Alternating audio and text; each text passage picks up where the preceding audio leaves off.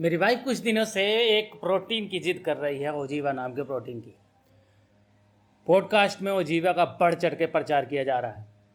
मैं उसको कितनी भी साइंटिफिक एविडेंस दिखा देता हूँ कि प्रोटीन खाने से वेट लॉस कुछ नहीं होता, फिर भी वो हर बार किसी न किसी इन्फ्लुएंसर की वीडियो ले आके मुझे गलत साबित करने की कोशिश करती है। ऐसा नहीं है सिर्फ मेरी वाइफ ही ऐसा है। कुछ साल पहले जब मैंने जिम स्टार्ट किया था तब मेरे अंदर भी यही बिलीव था कि प्रोटीन खाना वेट लॉस को फ़ायदा कर सकता है, वेट लॉस हो सकता है। ऑल्दो प्रोटीन खाना अच्छी बात होती है, हमारी सेहत के लिए, मसल के लिए अच्छी बात होती है, लेकिन इतना अधिक प्रोटीन खाना हमें हेल्दी रहने के लिए, फिट रहने के लिए ज़रूरी नहीं होता है। लेकिन अगर मैं यही चीज़ वाइफ को समझाने की कोशिश करता हूँ तो वो इस बिलीव को नहीं मानती।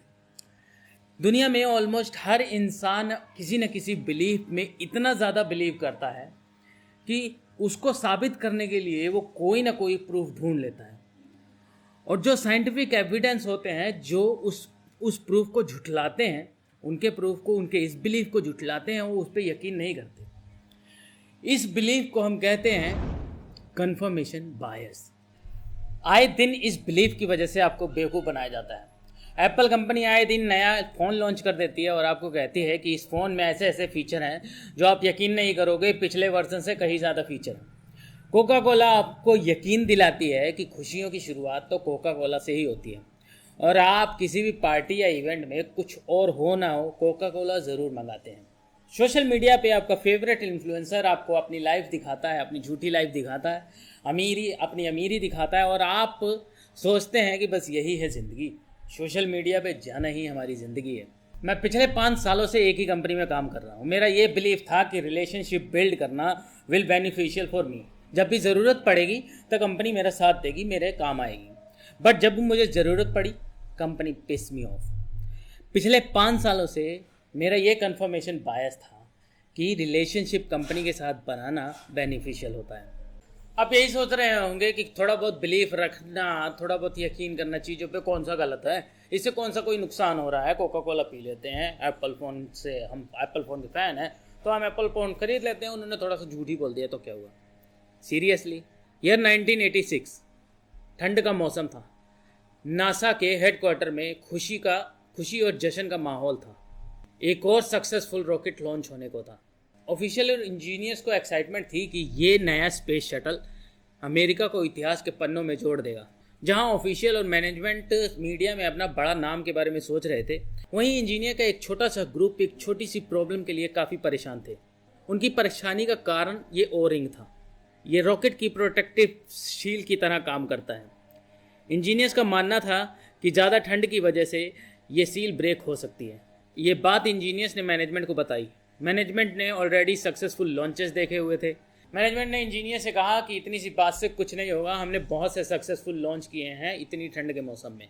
इंजीनियर की वार्निंग को उन्होंने नज़रअंदाज किया, एक्साइटमेंट में बैठे रहे, और थोड़ी सी ऊंचाई पे पहुंचने के बाद वो space shuttle, challenger space shuttle blast हो गया।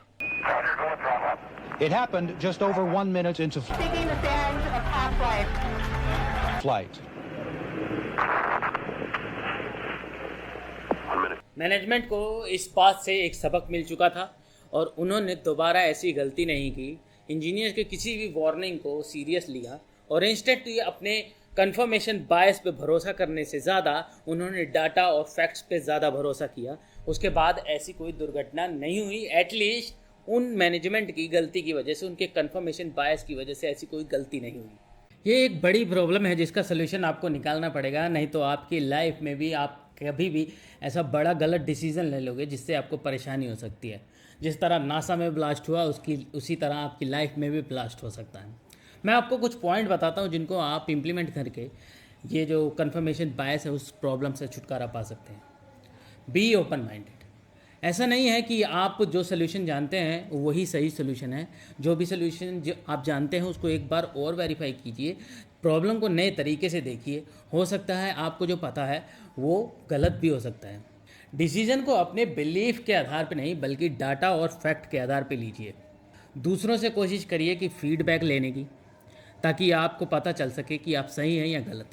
जितने भी आपके फील्ड में जो भी आप डिसीजन लेना चाहते हैं, उनके जितने भी एक्सपर्ट हैं उनकी सलाह लीजिए।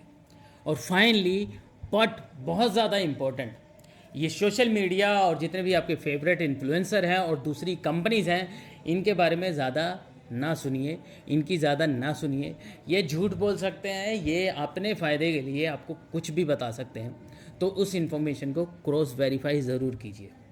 आई होप कि ये जो साइकोलॉजिकल प्रॉब्लम है उसकी जानकारी आपको अच्छी लगी होगी और आप अपनी लाइफ में इस साइकोलॉजिकल प्रॉब्लम का सलूशन इम्प्लीमेंट करेंगे।